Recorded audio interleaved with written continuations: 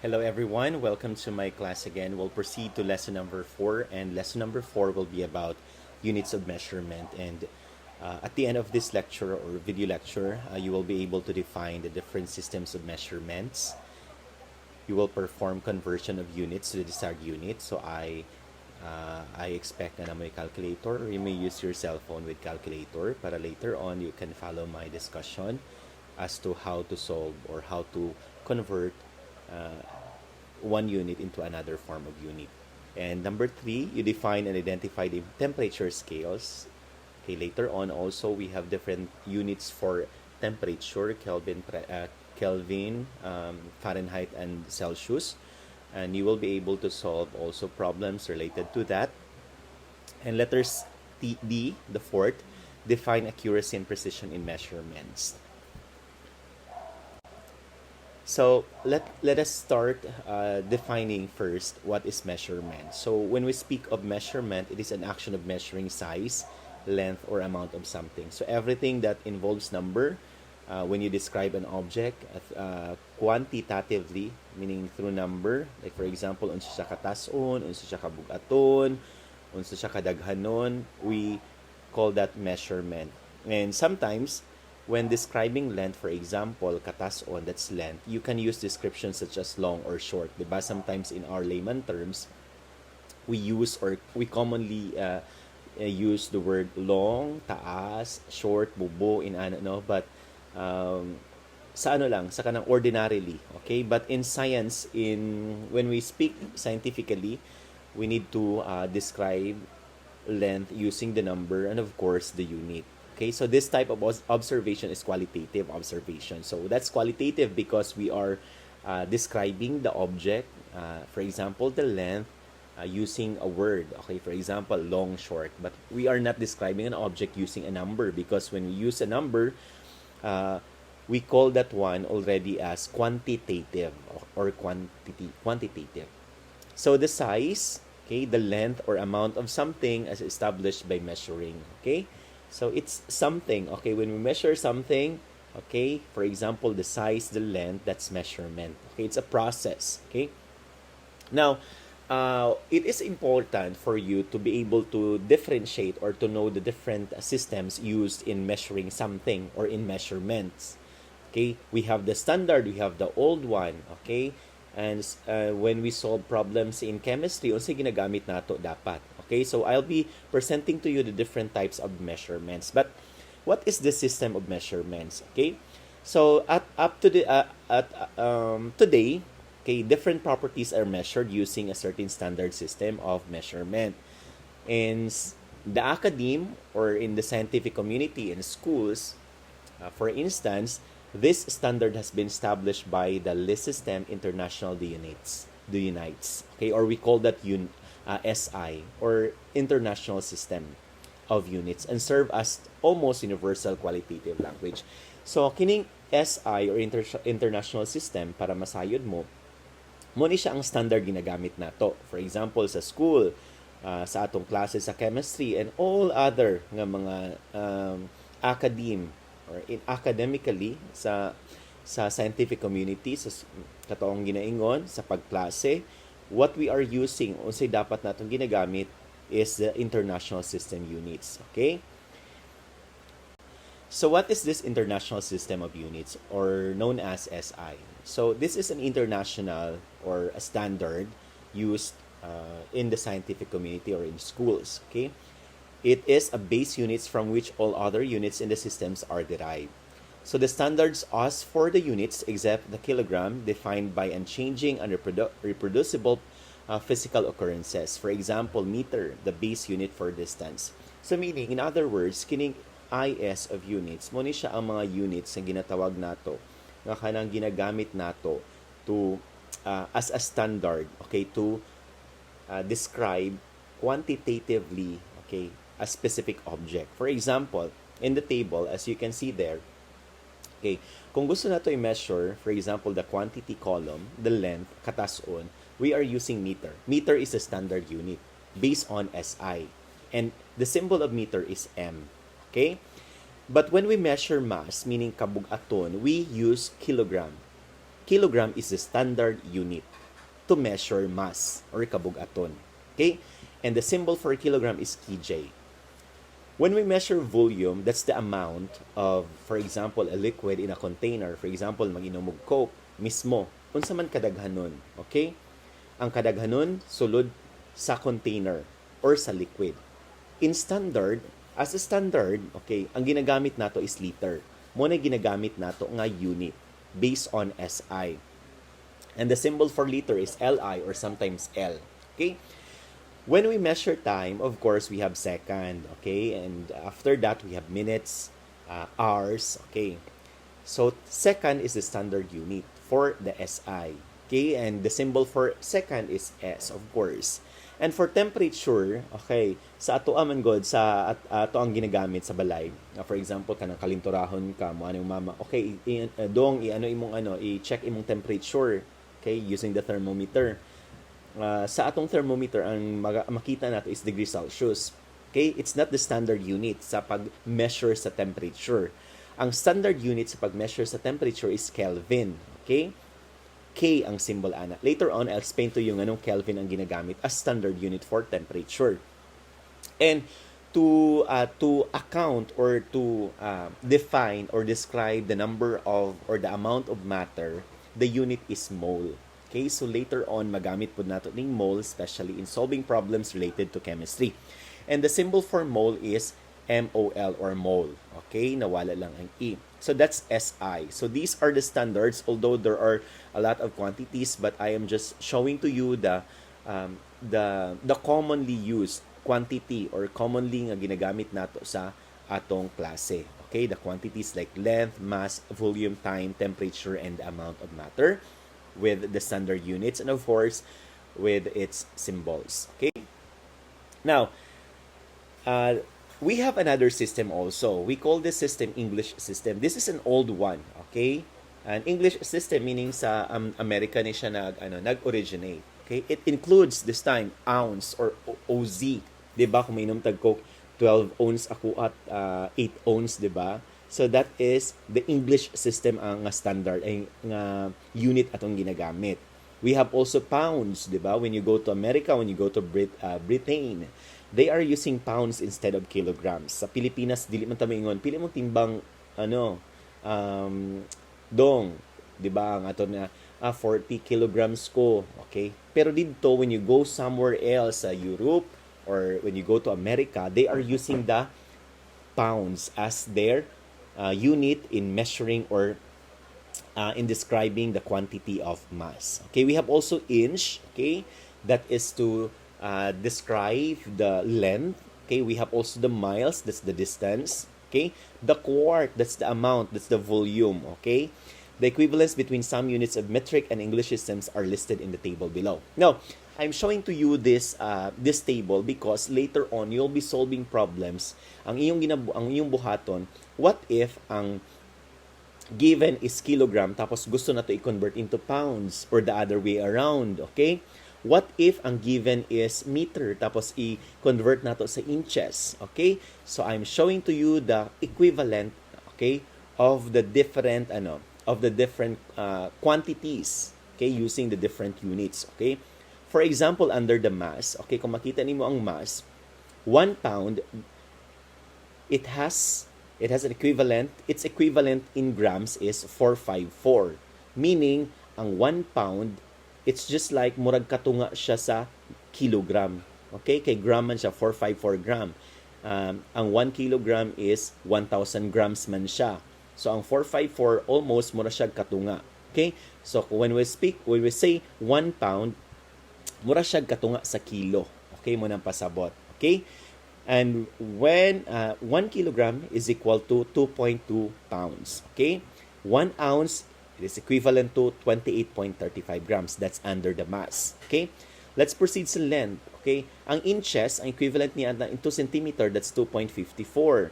Ang 1 meter, that's 39.37 inches. Ang 1 mile, that's 1.609 kilometer. And 1 kilometer, that's equivalent to I think this 6214 miles. Okay, I think this is 621 miles. I'll check that later ha. Okay, I confirm na natin na siya. Sa volume na pod nga quantity, okay, we have the metric system. Okay, di ba sa metric system nato, ang atong ginagamit is ang standard sa SI system is ml and liter. But sa English system, there are quarts, pins, cups, okay, teaspoon, ounce, gallon, okay? So there, you can see the equivalence of these English metric system or units, okay? For example, we have the 1 quart. Its equivalent into metric system is 946 ml. 1 liter, that's 1.057 quart. 1 liter, that's equivalent to 2.12 pins. 1 liter, it's equivalent to 4.23 cups, and so on. So, why I am showing you this? Because later on, kung mag-solve the problem, gusto na to i-convert ang centimeter into miles, ang feet into meter. Okay, kini nga table, kini na under sa conversion is very important. Kaya mo na itong gamiton later on sa pag-solve sa mga problems. Okay? So, I hope inyo na siyang gi-screenshot. Now, how are you going to do, or what are the things that you will do in order to solve or convert units from one form into another form? For example, from SI system, from standard system into English system, or otherwise, from English to international system. It's like solving a mathematical problem, or it's just like converting a measurement from one unit to another, and it can be easily done, okay, using a factor method. So this method helps identify errors in calculations because unwanted units are eliminated if the setup of the fundamental solution is incorrect. Okay, so these are the basic things that you are going to do in order to solve or convert one unit into another form of unit. Okay, so number one, of course, you need to read and study the problem carefully. Okay, because there you can find the values given and the values that are being required to be solved. Okay.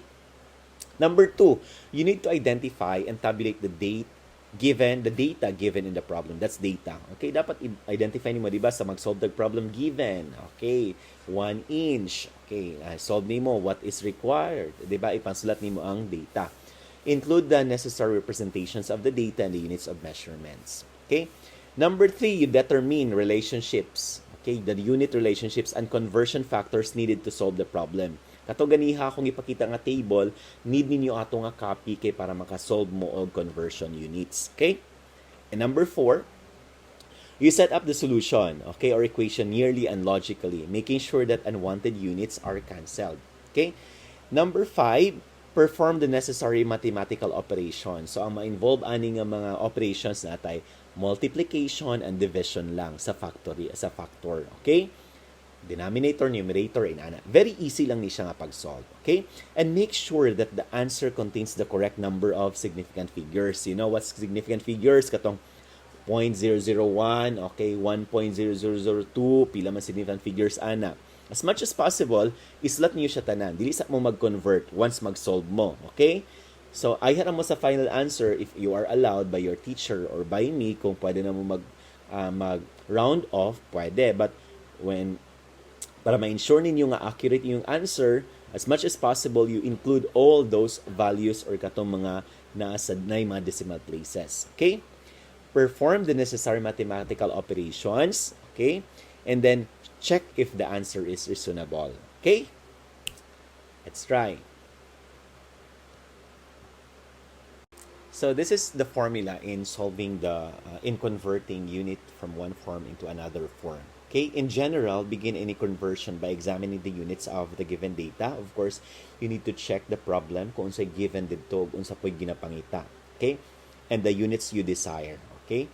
Then ask yourselves, okay, understand the problem, then ask yourselves what conversion factors you have available to take you from the units of the given quantity to those of the desired one. So, you check the table. Kato akong ipakita ganiha kung sa ang equivalent ato nila, and then you try to put all those equivalents sa kato imong kini sa imong formula dire. Okay? When you multiply a quantity by a conversion factors, the units multiple and divide as follows. Okay? So that this is the general format or formula in solving or in converting units. Okay? So we have the given unit. The given unit is the one given in the problem or the given. Okay? So you put it there. And then, ibutang nimo ang unit. Unit lang sa dili value. Okay? Using the table, ibutang nimo unsa unsa nga unit ang gusto nimong kwaon or desired nimo or unsa gipangita sa problem. And then you divide, okay, ibutang nimo sa ubos ang unit nga katong gusto nimo i-cancel or walaon. Okay? And of course, the equivalent is the desired unit because in solving this problem mathematically, okay, given unit is canceled. Okay, ma-cancel na sila. Okay, both of this will be canceled. So what remains is the desired unit. Okay? If the desired units are not obtained in the calculation, an error must have been made somewhere. Okay? Kung dili nimo ma-solve ang desired units, meaning there is something wrong, okay, as to your computation. And careful inspection of units often reveals the source of the error. All right, let's begin with the length. Okay, what is the length? That is measuring ang katasun. Okay, length, that's length. Okay? Or extent of something from one end to end. For example, I have this piece of object, this marker. If I'm going to measure from this end up to this end, okay, that's the length. Okay, usually inches, centimeter. Okay, we use that units. Okay, length is a measure of how long unsa katason ng object is or the distance between 2 points. For example, if my house is here and then I'll go to school, that is 2 kilometers away. So that's distance, that's length also. Okay? It is used for identifying the size of an object or distance from one point to length. So the length of an object is its extended dimension, that is its longest side. For example, the length of your ruler, unsa man kataas ang ruler, okay? In feet, that's 12 inches. That's 12 inches, no? Okay? Sa ang ruler nato 12 inches na siya, pero in feet pila kaya na siya? Okay, that's the problem now. I-convert nimo ang 12 inches into feet. Okay, how about pila na siya ka centimeter? Okay, so those are the things or those are the problems involved in solving conversion units.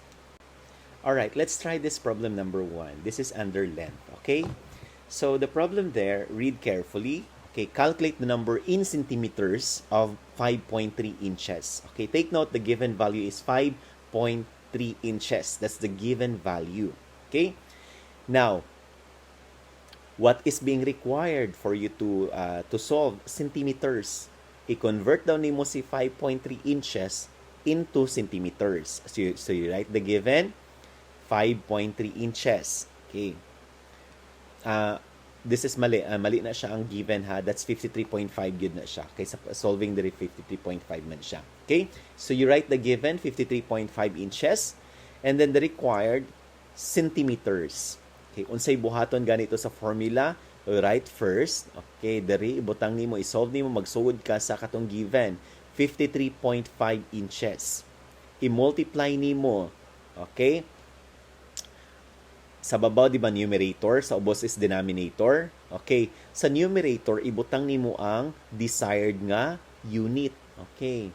And then, sa ubos, sa denominator, ibutang nimo ang, unsa to siya, given unit.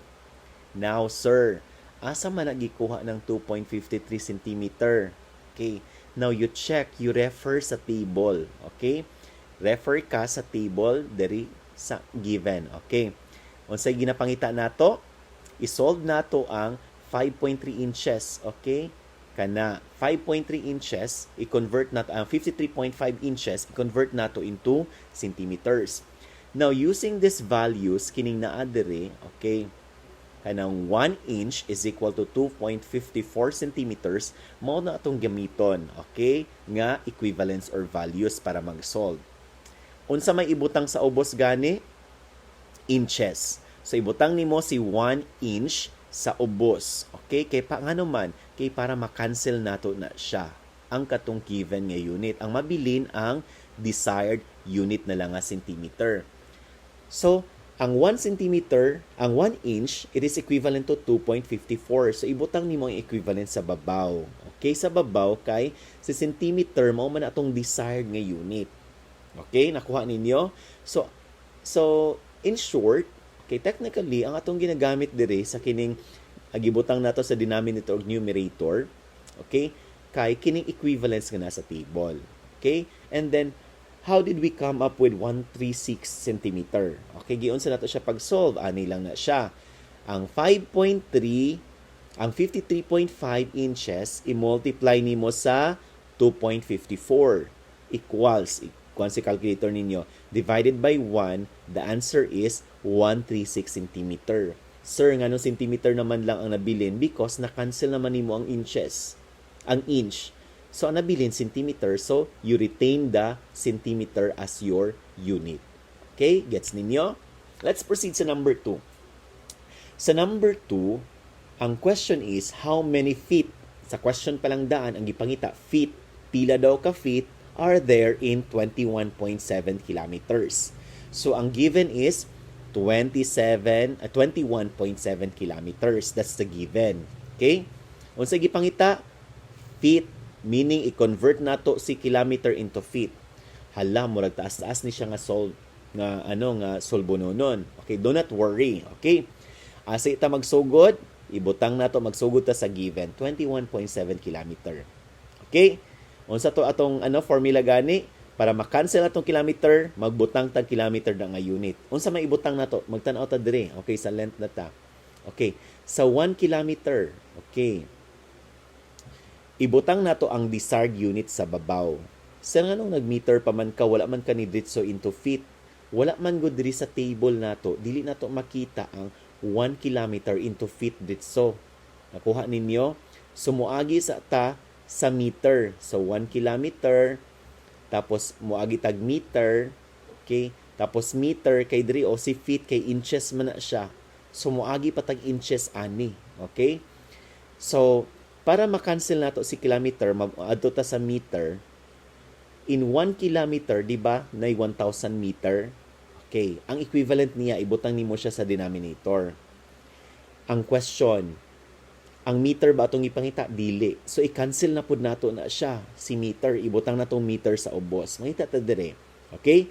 Si meter na adira. Okay? I-convert na itong inches. Okay? Para ma-cancel na ko ni meter dire, magbutang kog meter dira using the values na dire sa table. So, 1 meter, it's equal to 39.37 inches. Okay? Hapit na ta. Duol na ta. Okay?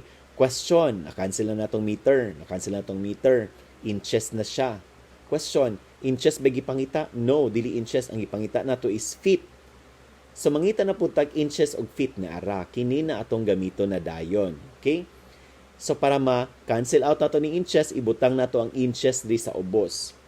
According sa inyong table, sa values niya, ang 12 inch daw, it's equivalent to 1 feet, 1 foot. Okay? So ibutang nimo na siya in 12 inches, it's equivalent to 1 foot, or other stated otherwise, pwede po siya in 1 foot, it is equivalent to 12 inches. So na-cancel na nato si inches, ang nabilin feet. Sir, mo na ba ni ang final nato nga formula? Yes, that's the final. Kay atong gipangita si feet. So unsay buhaton sunod? I-solve na nato ang problem. Okay? So, 21.7, i-multiply ni mo 1,000.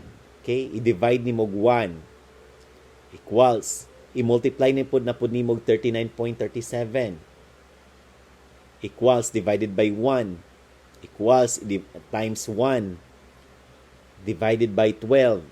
Okay? So, imong result, 71,194.083 feet. Nganong feet naman, kaya nabili na lang nga unit is feet, kay all other units are being cancelled already. Okay, I hope na gets ninyo. Alright, let's proceed sa mass and weight na pod sa kabugaton. Okay? So this time, I'm going to differentiate unsay kalainan sa mass ug sa weight. Okay?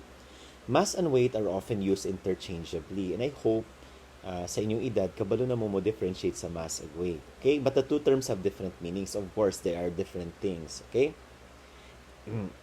So, mass is defined as the amount of matter in an object. For example, again, I have this one. It is an object and it has a mass. Okay, nan siya mass. Okay, kadaghanon sa amount niya dira, kadaghanon. That's the mass. Okay? Okay, the mass of an object is fixed quantity that is independent of the object's location. So for example, if this one, kining object nako, i-travel na ako padulong sa Mars, sa Moon, or somewhere else, okay, nga lahi-lahi o gravity, ang iyang mass, the same lang gihapon. Inani lang gihapon siya, okay? Ano, gihapon siya marker, stabilo boss nga marker. Okay, that's mass. But when we speak of weight, kung weight na gani atong suryahan, there is the intervention of gravity. Okay? So for example, kini siya akong marker again, na siya'y mass, di ba? Kung akong ihulog ni siya sa Earth, ay diri karon ako sa Earth, matagak siya. Ang kabug-aton niya, it's because of the gravity or the pulling force of the gravity, mo na ng weight na dayon. So magdepende ang weight niya sa gravity sa Earth. But when I go to Moon, kung matukog Moon, dadun ako ni siya itagak, ang weight niya dili kay siya bugat. Nga naman, tungod kay wala kay gravity dito sa laing nga planeta or sa moon. Okay, that's the difference between the weight and the moon. The weight and the mass. Ang weight na intervention ni gravity. Magdepende ang object, ang kabugaton niya sa gravity sa place or sa location. For example, matukag Mars or laing planets or sa moon. Okay? So it is the pull of gravity when we speak of weight, an object, and depends on the object's location. For example, an object with mass has a weight on Earth. On the moon, it will have the same mass but different weight because the pull of gravity on the moon is different from the Earth. So two objects of equal mass will have equal weights if they are measured in the same place. Okay? So that's the difference of the mass and the weight. So in measuring the mass and the weight, we have different types of course, measuring instruments in order to achieve accurate and precise number or values. Okay? Now, we have the analytical balance, okay? When you study chemistry, kung mag-study mo chemistry, tapos na mo yung mga subjects sa analytical chemistry, and then kanang mga certain, very few amount of powder or anything, okay, liquid, ma-measure na ni analytical balance. That is very sensitive. Muna na siya, naka-enclose na siya. Okay? Butang kadrag pino kaayo, paminta nga, liso or anything, it can measure. Okay, of course, you need to enclose that one using that cover, okay, to protect the precision or to prevent errors in measuring.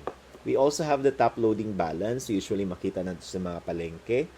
Okay, but this one, lahilot sa palengke, kaya dagan kito siya mga number, kaya na naman to yung mga presyo. But this one, this will give you at least a precise nga measurement, okay?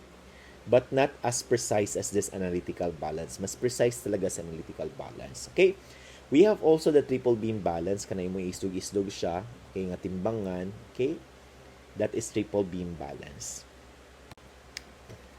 Now, let's try to solve problems related to mass and weight. Okay? So again, take note of the table here. Kining table dere. This is your ticket to pass the exam. No. Dapat ma-familiarize niyo ni siya kanang mga equivalence nila because kanita dira lang magbalik-balik ang inyong dira lang mag-prefer mo to solve problems in converting units. Okay, let's read the problem number 1. Okay, problem number 1 says here that what is the mass? So from the question alone, what is the mass in kilograms? Ang ipangita kilograms of an individual or ang tao daw who weighs 251 pounds, di ba? Kaya ubang naso nagagamit slag pounds. So, itong buhaton karon i-convert na to siya into kilograms. Okay?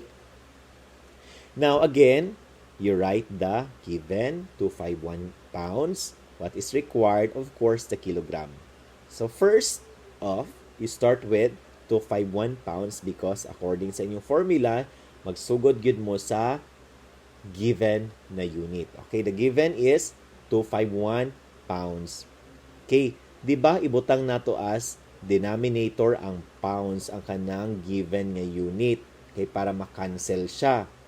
Now, nganong 2.2 man siya dira, kahit tan-aon man nato ang relationship ni kilogram og ni pounds depende sa table. Okay? Diri sa atong mass, ang kilogram, ang 1 kilogram daw is equivalent to 2.2 pounds. So, muna yung may butang dira sa denominator og numerator niya. Okay, depende lang. Magadepende kung asa nimo ibutang ang kilogram og pounds kung unsay gusto nimo i-cancel nga unit. Kay pounds man akong gusto i-cancel, this number 1. So pounds akong ibutang sa ubos.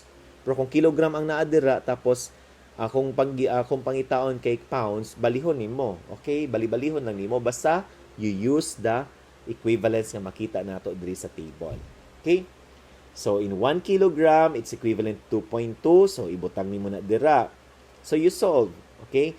251 multiplied by 1 times 1. That's 251 divided by 2.2.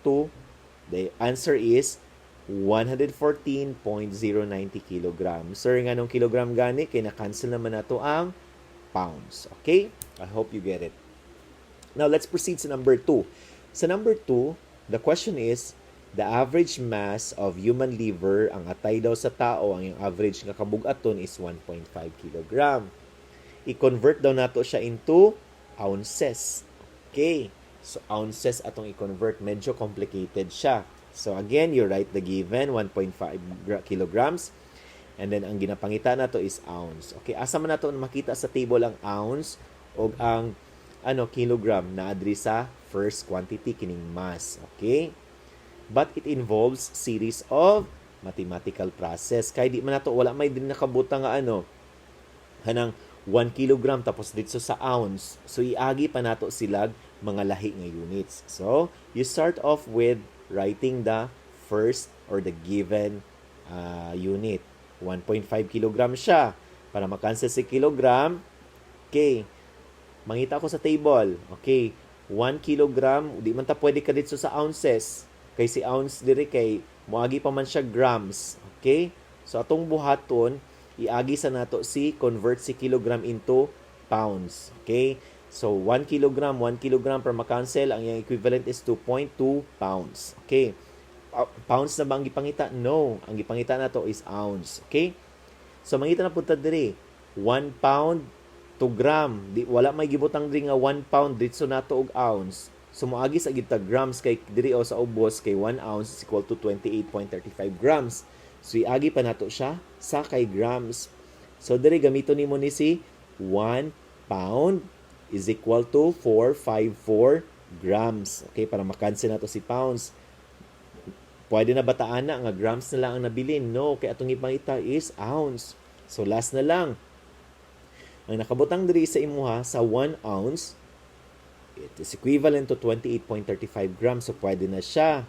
Okay, para makancel na to ang grams. Tapos, ang mabilin finally na gyud is si ounce. Okay? So, si 1 ounce, kada dira nga value imong gamiton, is equal to 28.35. Okay? So, finally, ang nabilin si ounce na lang. So, sa ibuhaton, you solve 1.5 times 2.2 equals, divided by 1 times 454 equals, divided by 1 times 1 equals, divided by 28.35. Okay, so the answer is 52.86. This is wrong ha. Ano na siya? 52.86 ounce. Okay? So that is how are you going to solve the problems related to mass or weight.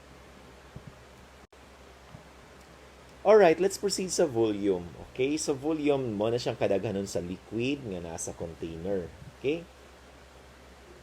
Now, you just read that one. Okay? Now, ang kanang take note also nga magdepende ang pagbasa nimo. For example, kini siya. Okay?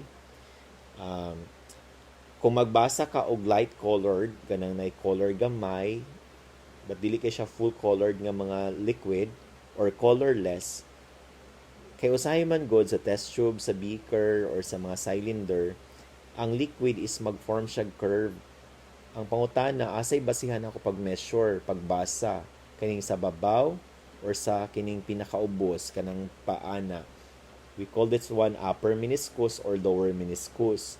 Take note, basta light colored siya or colorless ang liquid niya kanang tubig for example, magbase gid ka, ang correct yun nga pagbasa kanang naadri dapit nga part, lower meniscus. Okay? Dili lang kay ta mag-discuss anig ayo ba. Basta kana siya, lower meniscus mo basta colorless siya or light colored. And also take note that in solving volume, magdepende siya. Okay? Magdepende siya sa container. kung ang container niya is regularly shaped, for example, kanang box, nakabutang siya sa square, kanang regular ba, kanang tarong kay nga container, the volume is obtained by multiplying the solid length. Okay? Kung ano siya, for example, cube, okay, ang imong sudlanan sa container, okay? I-multiply lang nimo ang length atong container, iyang width o iyang height. Okay? Using this equation. Okay? How to solve the volume? Volume is equal to length times width times height. I-multiply lang. That's very basic. Okay? Simple ra kaayo. Let's try this example. A water tank. Okay, water tank. Di ba? Water tank. Of course, mura man yun na siya.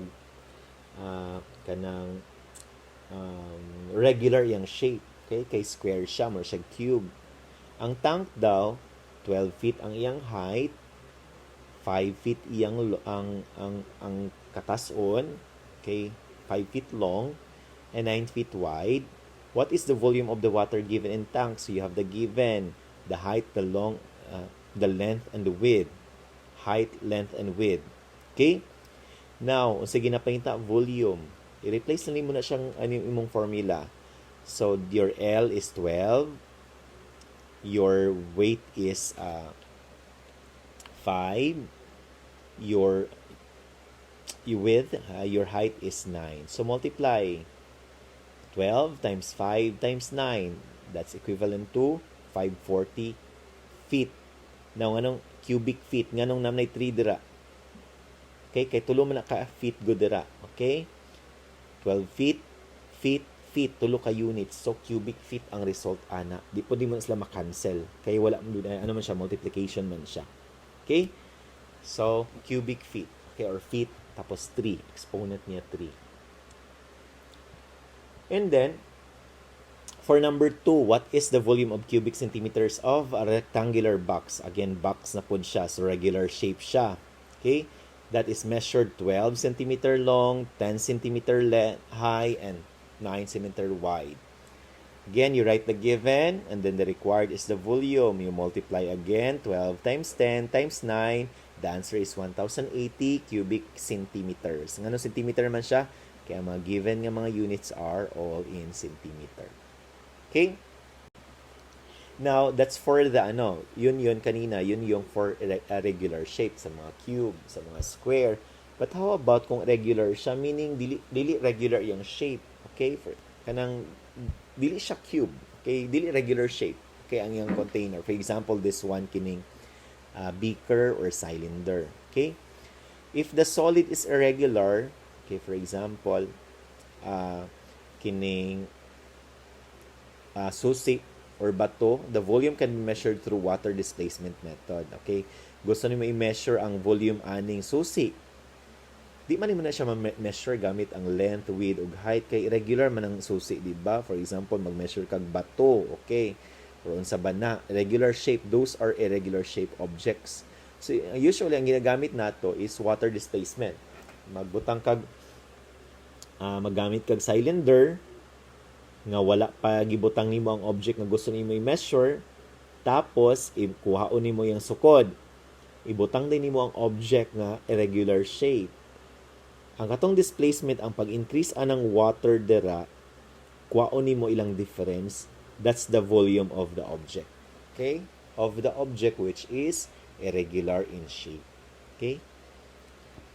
So, the water level before and after placing the object are read. Basahon nimo before and after. Okay? Before, after. The difference in the two readings gives the object's volume. I-minus lang nimo siya. Muna din na siya ang volume anang object. For example, in this case, in the picture presented before you, it's the susi, okay, which has an irregular shape. Okay, let's try to solve problems related to volume. Okay? So, how many ml, ang ipangita na ml, are contained in 4.5 quarts of blood in the human body? Again, mag-convert na po ta. Unsay given? 4.5 quart. Unsay gipangita? ml. Okay, so asa man ta mag-refer kini na ta diri nga equivalents or kini nga table atong gamiton or tan-awon. Okay? Isulat nimo ang given 4.5 quarts. Para ma-cancel na tong 4.5 quarts, mangita tag equivalent aning quarts, mahimo siya ml. Tanaw dire. So, kanang first atong gamiton. In 1 quart, it is equivalent of 946 ml. Okay? So, in 1 quart, murag mali yata ni ang inyong mali ang ang equivalent. Okay? So, dapat in 1 quart, 1 ni siya diriha 1. I'm sorry, 1. Okay, in 1 quart, tapos diri, dili na siya 1. Ano na siya 946 ml. Okay? 946 ml. Sorry. Okay, 946 ml. Nabali. Okay? So, let's try to solve. Let me check my calculator. Okay, basig. Ano ni siya? Let me verify lang. 4.5 times 946.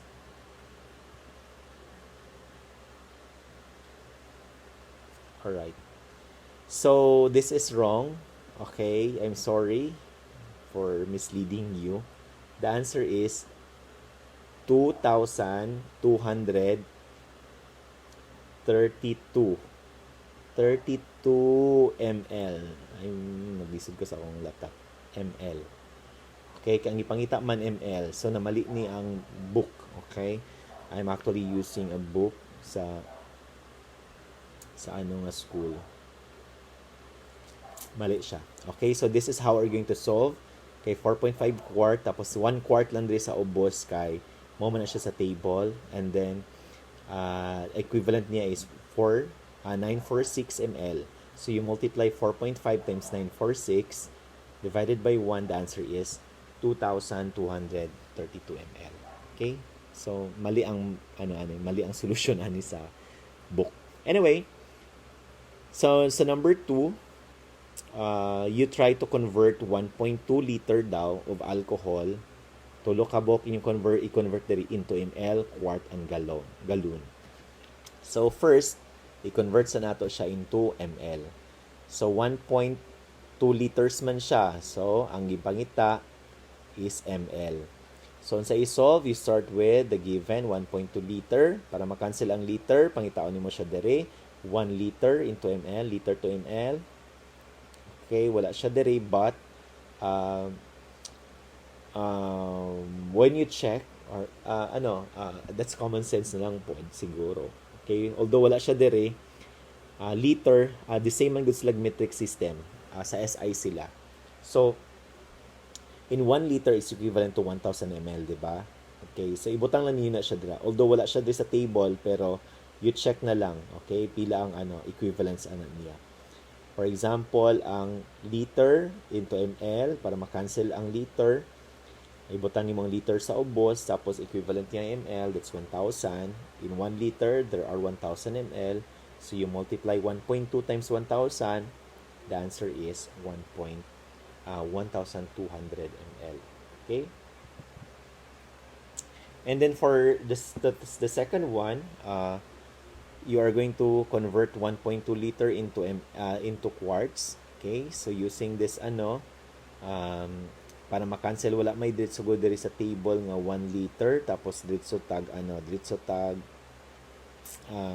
dito og quarts. Ay pwede siya.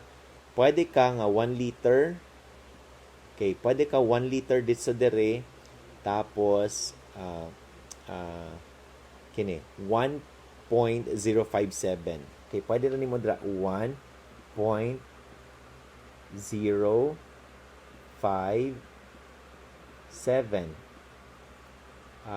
quart. Okay? Quart. Okay. Quart. Okay, no need na ni siya isulat. Okay, tanaw na to kung the same as like result. Check yung calculator. Okay? For a while. 1.2 times pila tong quart? 1.057. Okay, so the same lang sila. 1.268 quarts. Okay, using this table. So, pwede na kamo dito. In 1 liter, there are 1.057 quarts. Okay, no need na kaani dire. Okay, for the third one, you're going to solve for gallon, 1 liter, liters into gallon. Okay, 1.2, tapos ibutang mo liter. Tanaw mo asay gallon dire, gallon. Okay, nabay gallon dire. Murag wala siya gallon. Okay. Anyway, anara, gallon. Here. 1 gallon is equal to 3.7 na at 3.79 liters. Okay, so ibutang ni mong 3.79 liters sa ubos kay para ma-cancel ni mong liters. Tapos equivalent sa 3.79 liters is 1 gallon. Okay, you solve 1.2 times 1 divided by 3.79. The answer is 0.3166 gallon. Okay, gallon siya ang nabilin because na-cancel na to ang liters. Alright, for density, okay, so that is the mass or the M per unit of volume or V it occupies. So the formula for density is P. We can pwede po nato siya gamitin og D. D is equal to M over V. Alright, so what is important here is that kanang density man good, it's very, you need to get familiar with the term density because there are different objects, for example, substance. Okay, kining density, siya mag-determine whether kinsa ang mag-float sa ilaha, kinsa ang mag-settle, okay? Kanang kung taas siya density, mag-settle siya. Kung gamay siya density, siya ang mulutaw. Okay? So, for example, here, mas taas og density si lead kumpara ni sugar. Okay? Pero mas taas si mercury kaysa ni lead. Pero ang pinakagamay og density, we have here the ice. Mo nang si ice, mulutaw siya sa water kay mas denser man si water. Okay? I-compare na to, ibutang na to ang cork og si water. Ibutang na to ang cork. Kanang cork, kanang bitang paklob sa mga wine, bitaw uban, cork. Kung ibutang to siya sa water, di ba mulutaw si cork? Because here, the value or the density of cork is only 0.22 to 0.26. It is lesser compared to the water. Okay? But, ang sugar, ibutang nimo sa water. Of course, si sugar mo, settle siya paubos because it has a density of 1.6 which is larger or which is higher compared to water. Okay? So, that is just that. It's just that. Okay? So let's try to solve some problems, okay, regarding density. So the first problem, let's read the problem. A small statue has a mass of 78 grams and a volume of 35 cubic centimeters. What is its density? So take note of the given. So we have the mass, which is 78 grams, and a volume of 35 cubic centimeters. Now using this triangle, okay, here, colored green, okay, in order for you to solve for the density, you just take note of this triangle. Okay, so density is equal to mass divided by volume. So use that formula. So the solution, in this case, P here stands for density, okay? You might get confused with that letter P, but remember that P there is just density. So again, density is equal to mass divided by volume. So the mass here is 78 grams, while the volume is 35 cubic centimeters. So just divide it, you get a value of 2.228 grams per cubic centimeter. Alright, very easy now. And for number 2, you calculate the density. Okay, again, you are required to solve for density in gram per ml. Okay, this should be the unit, okay, when you solve for the density. The given here is 30 ml of solution that weighs 120 grams. So you have two given values. You have 30 ml and 120 grams. So again, you are to compute density. So density is equal to mass over volume. So just divide 120 grams divided by ml. You get the value of 4 grams per ml. Alright, another example, you are going to calculate the density in gram per ml of 3,000 ml solution weighing 6 kilogram. Okay, but take note here, the given is in kilogram, but you are required to solve in grams. Okay, so first, what you are going to do, you convert the mass to grams. Okay, paano yan i-convert? Okay, i-convert mo yung grams into kilograms. You will just multiply 6 kilograms by 1,000, because in 1 kilogram it is equivalent to 1,000 grams. So you'll just multiply. So after converting, you get 6,000 grams. You'll divide it by 3,000 because that's the volume. Okay, the mass divided by volume. So the value that you'll get after dividing is 2 grams per ml. So that's the answer. So take note of this triangle. Now the question is, what if, sir, ang ginapangita is volume? So yung formula will be volume is equal to mass divided by density. What if, sir, mass ang gipangita? So mass, ang gamitin niyo, mass is equal to density times volume. So very easy lang.